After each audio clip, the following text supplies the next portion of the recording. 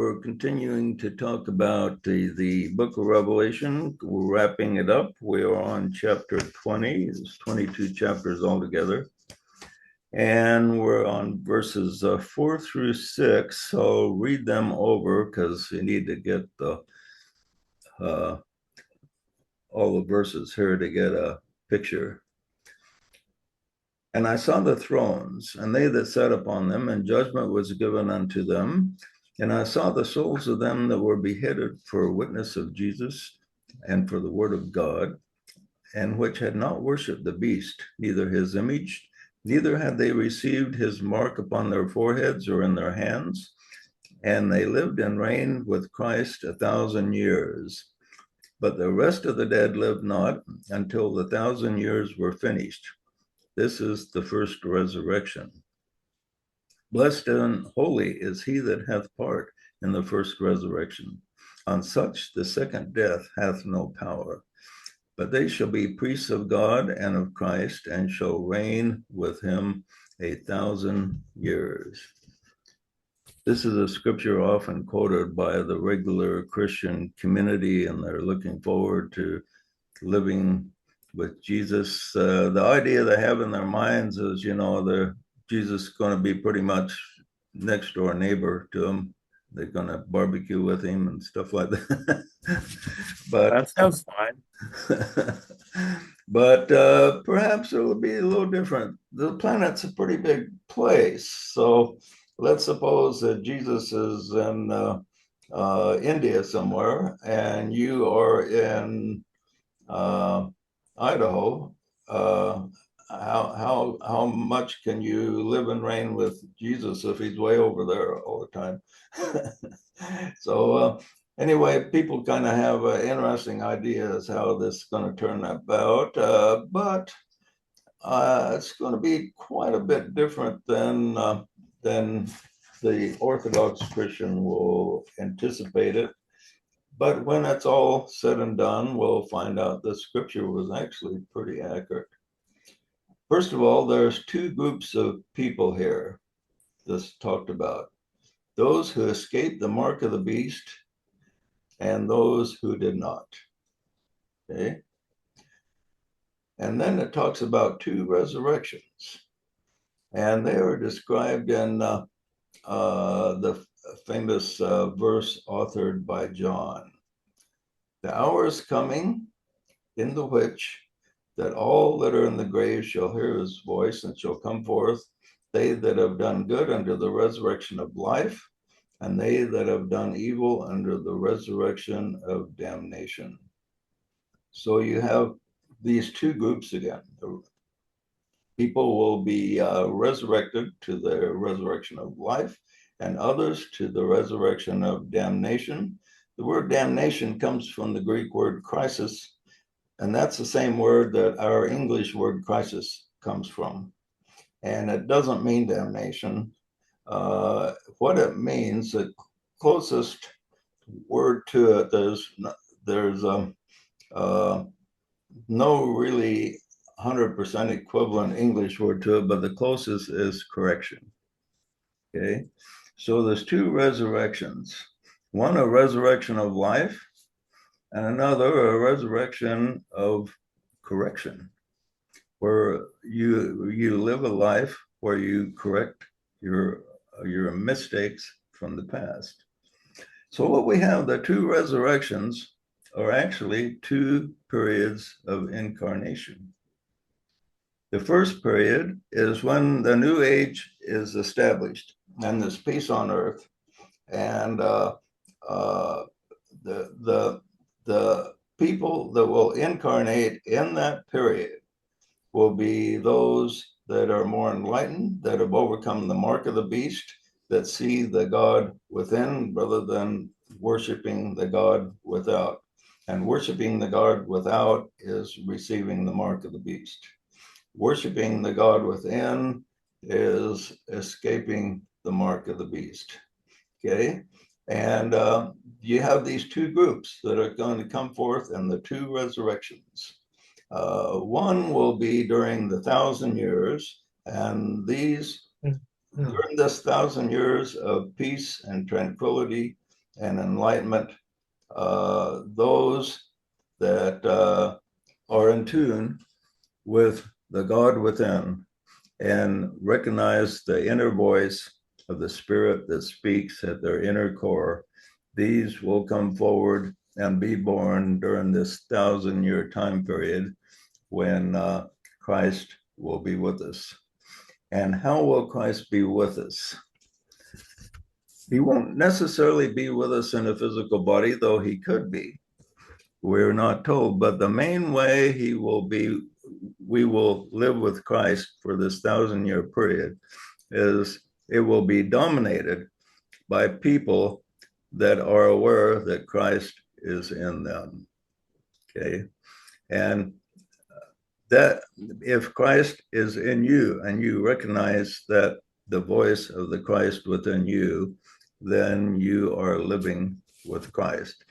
And these people that have this recognition, that have rejected outer authority, that's unearned authority, and go with the earned authority of the spirit within, they will recognize the Christ within them, that Christ is with them.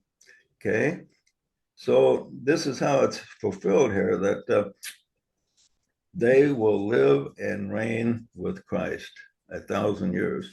For 1,000-year time period, then if Curtis here behaves himself uh, Working on it, working on it. and goes by his inner guidance from the inner Christ, then during this 1,000-year time period, he can incarnate anytime he wants and come and enjoy the fruits and enjoy the peace and participate in the joys of living with others that recognize the Christ within and have a good time. And but the people that receive the mark of the beast, that only go by an outer authority that tells them what to do and what to believe, these people will not be able to incarnate in this period. And so they have to wait till the second resurrection, which is the second period of incarnations. And after the 1,000 years, then they are able to incarnate again. Okay, it says, and I saw the thrones, and they that sat upon them, and judgment was given unto them. What does this mean? Okay, let's pick on Adam here. Adam gets to incarnate during this 1,000-year time period. What does that mean? You got to incarnate, and judgment is given unto people like you. What does that mean, Adam? Gosh, I don't know. Well, I guess I'll be judged based on whether I worship the God within or the gods without. Yeah, so it doesn't mean so much that Adam's going to be sit on some throne and judge everybody, but there'll be millions of people there, of course. And but it means that when Adam comes back, people that think like him will be the ones that are in power. People that are enlightened, people that love their brother and sister, uh, people that want to do good works, they will be the ones of whom judgment is given unto them. And even if Adam doesn't have a big position, he's supporting these people. Okay, so it's like they're like one mind, one belief system, uh, accepting guidance from the inner Christ, and judgment is given to these people. And Adam, whether he has particular power himself, he acknowledges that and supports it. Okay. Well, the throne, it talks a lot about the throne, sitting on the throne, God upon the throne. That's kind of when you open your Ajna center and you sit upon your own internal throne and rule yourself as God. Right. And that goes along with another statement that says, they shall be priests of God and of Christ. So they'll not only rule in the political sense, but they'll rule in the fact that they will be teachers and priests. In other words, the spiritual teachings will be spread abroad, and there will be many true teachers in the world that will teach many truths and bring enlightenment all over the earth. And so the people that recognize the Christ within will be the ones that will be doing the major spiritual teaching. And right now, we have a lot of spiritual teachers out there that are teaching how to get rich and stuff like that. and not necessarily on the spiritual path, but giving teachings that amplify the power of the ego rather than being the true priests of God, where they teach the oneness of the inner life, the Christ within, and loving our neighbor as ourselves. And then it says, when the 1,000 years are expired, Satan shall be loosed out of his prison. Now, what's interesting about this is that after 1,000 years, we're going to have a release of Satan. In other words, for these 1,000 years, it's called the first resurrection, where the people with a Christ consciousness or get to be born. Okay, so the 1,000 years expired. A lot of people pick on old Curtis again. Curtis maybe came back 3 or 4 times during that 1,000 years, and he's pretty satisfied. He really enjoyed himself. He's ready to move on to other things.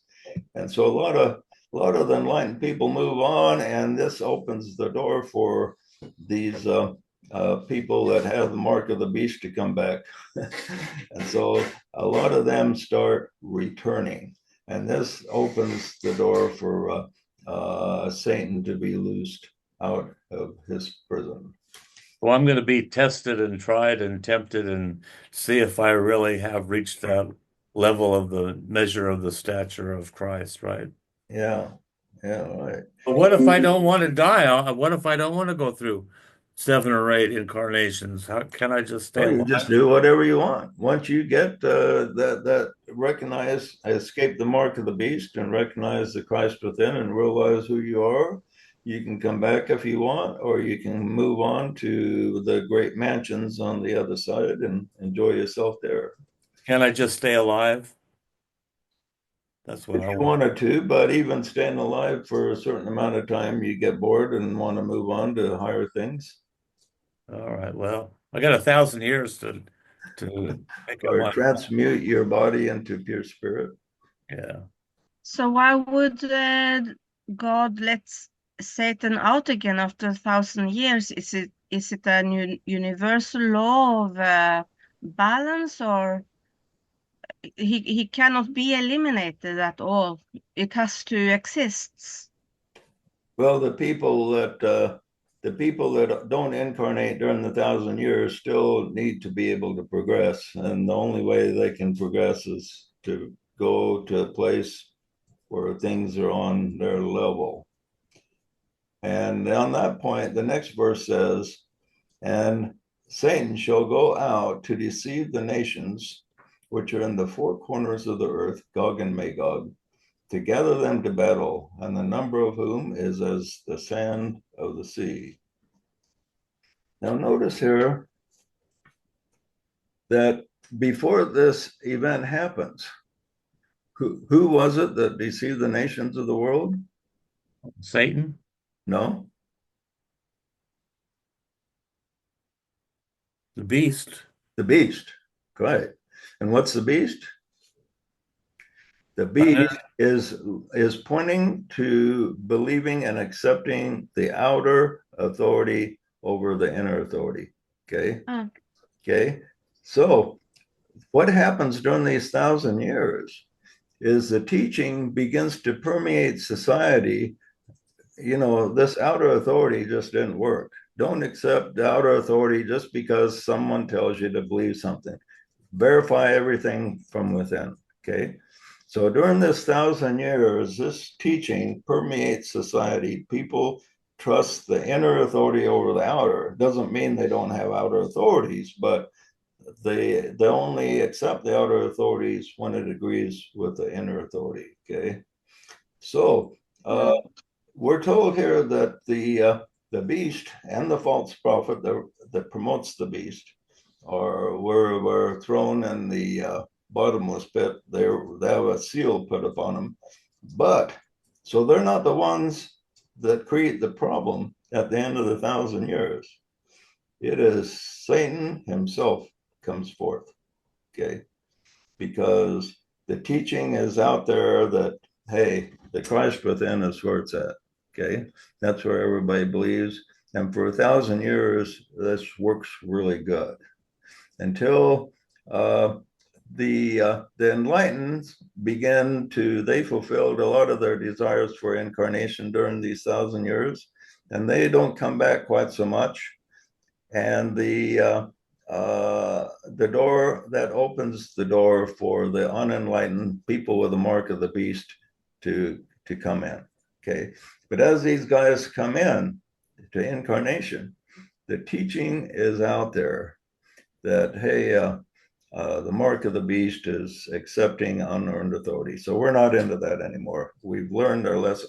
It's like, when slavery was ended, we had slavery in this since recorded history began. We had slavery until the Civil War pretty much put a seal on it. And then after slavery was put down, now nobody's promoting slavery anymore. Okay, and that's going to be the way it is with the mark of the beast. The mark of the beast will be at the end of the 1,000 years. It will seem obvious to everybody, hey, I don't want the mark of the beast. I'll go by the God within. Okay, so what the Dark Brotherhood, the plan they come up with, okay, these guys want to go trust the inner voice. So we're going to be that inner voice for them. Okay. So what will happen is a lot of people, they'll go for the inner voice and they'll start channeling not the Christ within, but the Dark Brotherhood will be the inner voice for the people that do not have their attention on spirit. Okay, who will be born after the 1,000 years is over. And so it says that we can read it this way, that Gog and Magog represents peoples and nations of the earth who are not governed by soul contact, but are governed by emotions. Okay, and so the dark forces will go out to deceive the nations which are in the four corners of the earth. They'll speak to all kinds of channels and spiritual teachers and claim to be the true Christ within speaking, but they will not be. Okay, so it will begin to take a strong spiritual contact for people to tell who is really speaking by the Spirit and who is not, because everyone will be claiming to speak with the authority of the inner Christ. Everybody's going to make that. And so you have this distinction. And so this time, the mark of the beast is not the problem, because people realize that leaning on outer authorities when they haven't earned that authority is not a good thing. So the Dark Brotherhood changes its tactics to communicate directly with everyone that is born in this, what is called the second resurrection, the second period of incarnations. Okay. And they went abroad upon the breadth of the earth, and encompassed the camp of the saints about the beloved city. And fire came down from heaven, from God out of heaven, and devoured them. Ooh. Ooh. So after this period, and it doesn't say how long this period is, it says for a season, that there's going to be all over the earth a strong impulse by the dark forces to give revelation to all kinds of people that is contrary to the true order of Christ. And they will attack the people with the true connection. And they will encompass them, I guess is the pronunciation. And fire will come down out of heaven and consume them. Now, fire, of course, heaven refers to the spiritual realms. And so what's going to happen here is we're going to have these two forces come together. And it could play out physically, but most likely it will play out on the mental plane. And we'll have arguments put forward, and both sides will put forward their truth. And the truth of the enlightened, the ones with the true connection, will be so powerful that it will be like a spiritual fire that will dissolve all their illusions. So the conquest of the ones with a true spiritual connection will prevail, and it will be so strong that it will destroy their arguments. And it will be as if fire come down from God out of heaven and devour them. It will devour their arguments, devour their plans, devour their the power of the forces of darkness to control the minds of men. So they cannot stand. Yeah. Right. And the devil that deceived them was cast into the lake of fire and brimstone, where the beast and the false prophet are. Okay, so see, that's where the beast and the false prophet were not there deceiving the worlds. They've already been consumed by the fire and brimstone, which is enlightenment. Okay, the enlightenment took away their power. And now the power of this devil, and the word devil merely means adversary, the adversary of light and truth is cast into a situation where their deception is exposed to where they have to face the truth themselves. And facing the truth creates a tremendous torment to people that are in illusion. Okay. So the dark brothers, like I say, always adapt. And so they adapted and they adapted, and they've overcome time and time again. And this is the final overcoming in this cycle. And it's just a cycle, because when one cycle ends, another begins. And we're talking about these predictions right here mainly are concerning the Aquarian age, but after the Aquarian age is over and we enter the age of Capricorn, then we'll have another cycle that we'll have to deal with. And there will probably be a new type of book of Revelation written for that, for the coming cycle after this one is over. Okay, any comment on that?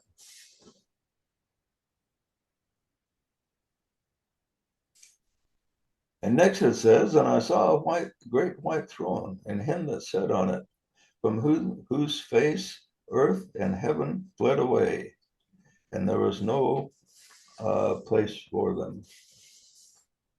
Okay, the great white throne. That's that spiritual center where God dwells. And where's this found, Curtis? Right there, brother. Yeah, that's where the throne of God Ajna is, Center. right in your forehead.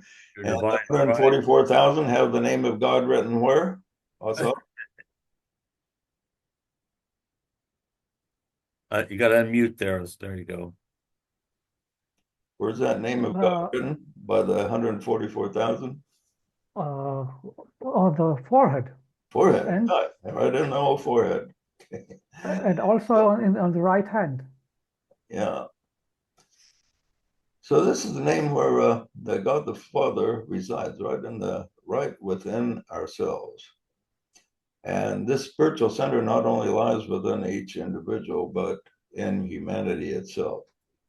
So here we have a prophecy in time in the future that the presence of God within humanity will completely dominate. Then it says, him that sat on it. Okay, that talks about the one that sits on the throne. That's would be the true God governing humanity, where the beast is put down. The outer authorities are recognized as just being right sometimes and wrong sometimes, and we must check with the God within.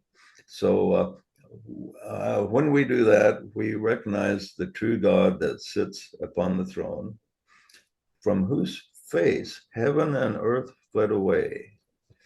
So the focus here is that people on the earth will shift from the material earth, heaven and earth fled away.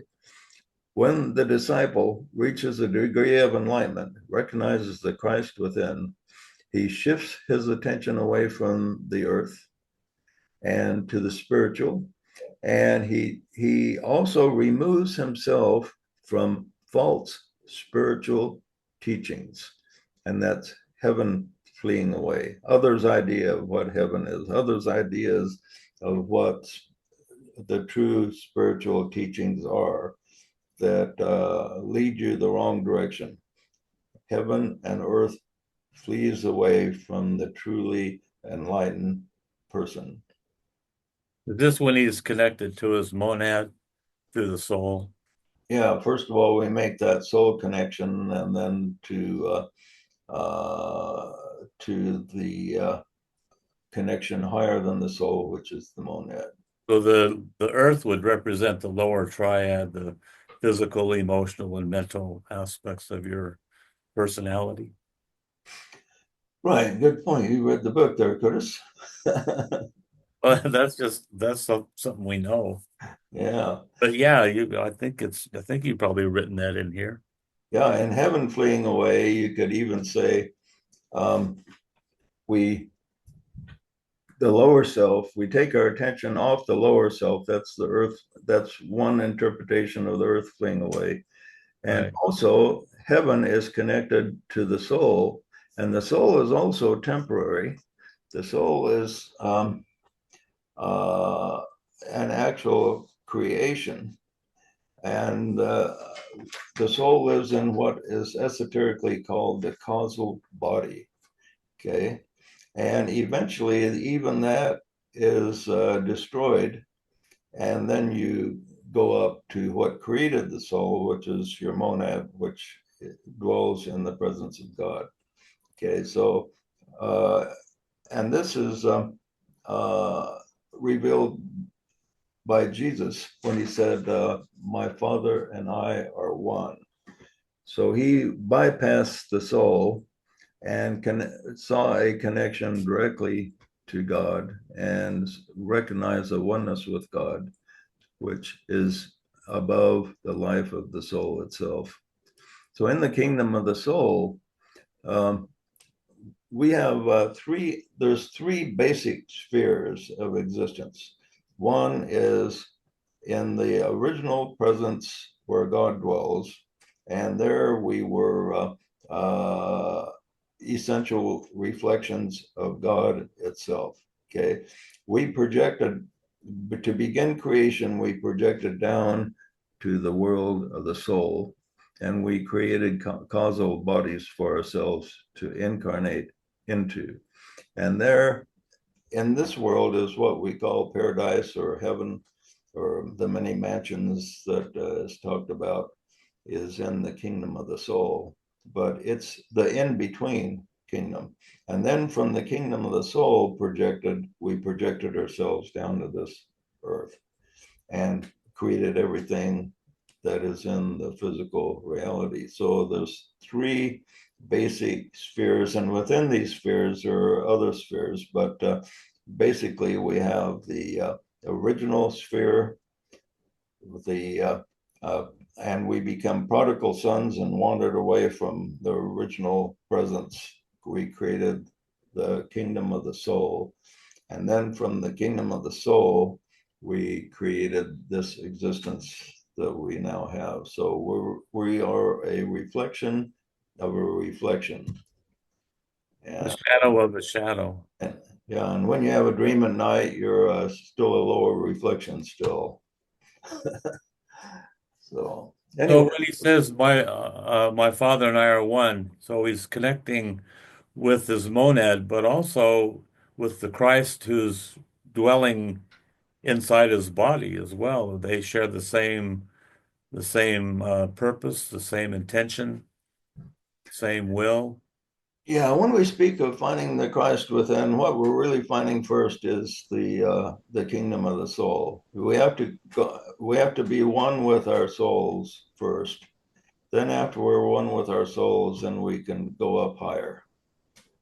And just a handful of people are one with their soul connection.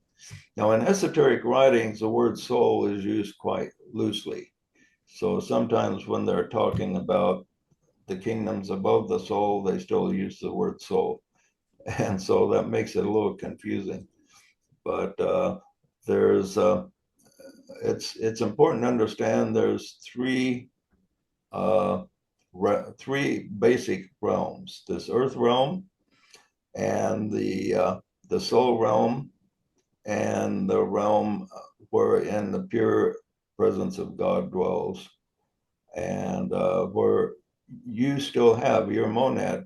The essential part of you is still exists with God, but you reflect it down here, where you reflect it down to the soul, and from the soul you reflect it down here again. But your original intelligence still exists with God. So Christ consciousness and soul connectedness are basically the same thing. Yeah, in the vernacular and the way it's used by the spiritual teachers, the Christ consciousness is soul consciousness. Right. Yeah. And No, JJ, the father consciousness you could call the monad, Right. monadic consciousness, I guess you could say. A JJ, Yeah. I've been contemplating recently about teaching a class, kind of like missionaries to the Mormon church, how the Yeah. missionaries go out. So I've been Yeah. thinking about a class or that we could teach kind of all over the world, actually, regarding your teachings. And the first thought that came to mind was teaching that God is within. So it can encompass the whole, validate the authority of your teacher. You know, pick a teacher that's not inundating you with listening because of authority. But, and also that we are a decision, not our bodies or our emotions or our egos. But in that lesson, we could teach that the voice of God is within, the kingdom of God is within, and that we have the ability of discernment, that we have the ability, we can actually feel when someone's lying to us. We can feel wrong. And I believe that a lot of our illusions make us cry and make us unhappy. And so, Well, okay. Annie had a similar idea to you, and she's been putting together some lessons, and you might want to get in contact with her and maybe even work with her on that. Right. Well, that's the general idea. If we can create a syllabus of some kind, then we could teach the classes all over the world. Yeah, and she's been putting a lot of work into it, so you might give her a contact and have her share some of that with you. I'm probably just sharing her energy then, huh? Yeah. Okay, my friends, any questions on or comments on class so far before we move on? Yes, please. After the 1,000 years of righteous, so the the the correction the period will come. for other souls to incarnate, right? Right. So The people that incarnate during the 1,000 years, now that's an approximate time. I don't expect it to be any exact 1,000 years, but roughly for an age, there will be very enlightened souls will incarnate, and that's why it's going to be so peaceable and really nice place to be. But then these other guys, they still got to get their correction going. so And will there be teachers then, spiritual teachers to guide them for their correction? yeah, but the Dark Brothers will attempt to give distorted and deceptive revelations to these new incarnates that still have the mark of the beast, and so they will. There will be a division among the people: those that recognize the true authority and those that recognize the false authority, and then the conflict will come together. May not be physical at all. It may be just a whole bunch of arguing and going back and forth, but the truth will prevail and put them in their place. So at the end of the age, they will have to recognize that the enlightened teachers recognize the true Christ within. We're on the right track. There will be no way to argue against it. So would you say that that those who worship or follow the teachings and the influences of the beast and the false teachers, are they referred to in scriptures as the wicked? Or is that a lower realm even than those that worship the beast? Yeah, I suppose they'd fit in that category. But Well, you got the righteous and the wicked, you know. yeah, you have that division. There's always the ones that are more enlightened and less enlightened. You can call them by whatever name you want to, but I prefer those who are closer to the light versus those who are farther away from the light. And eventually, the lesson here is that the light will eventually prevail completely. So that it's a little bit like you go back to slavery again. Everybody defended slavery for thousands of years. It's totally essential. And then once it was put down, once it was put in the correct light, now nobody's defending it, basically. Where do you see somebody saying that slavery is a good thing and teaching that openly? Some people may believe it secretly, but you don't see anybody openly teach that anymore like they used to. You used to be taught all the time, but not anymore. And this is an example of the light completely devouring the darkness. And it's going to happen again. We will have in different cycles, light will completely put darkness in its place. And so it can no longer have an argument. That goes along with the statement that we read last Thursday. The Tibetan says, "The best is yet to come. We can rest back with the realization that the history of the human race has been one of a steady moving forward down the ages and towards a greater measure of light." Good words. Okay, that's good to end on. Let us go. We'll do a short meditation. During the meeting with the Eastern group, Cindy made an interesting request that I write a mantra to help us focus more on the creation of the molecule. And I thought that was really a good idea. And so I've written this and I've titled it The Molecular Song. And we will go through that today. And as we go through it, I'll say the verses slowly and then pause. And then when I pause, repeat them quietly, silently within your head to yourself. And then we'll move on to the next one and go from there. Okay, we'll begin by sounding the ohms. Oh.